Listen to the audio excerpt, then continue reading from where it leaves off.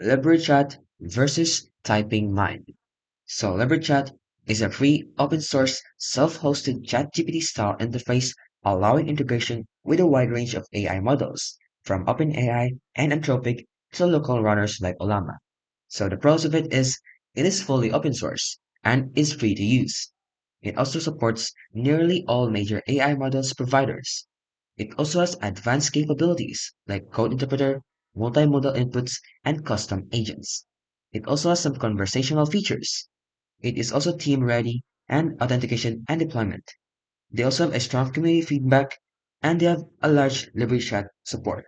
The cons of it though is they have technical setup required, they have license constraints, and there are some performance stability. Now, TypingMind, on the other hand, is a sleek, productivity-oriented ChatGPT front-end that works via the API keys. It offers a polished interface, offline support, self-host options, and a one-time payment. So the pros of it is quick and user-friendly with the setup. They offer powerful productivity tools. They have a flexible pricing model. They have offline and backup support, and they have a rich plugin ecosystem.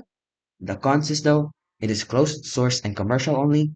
They have storage limitations, and they have a performance bug and limited customization. So overall, choose LibreChat if you want a maximal flexibility, full control, and self-hosted deployment. And choose TypingMind if you want and prefer a ready-to-use polished interface.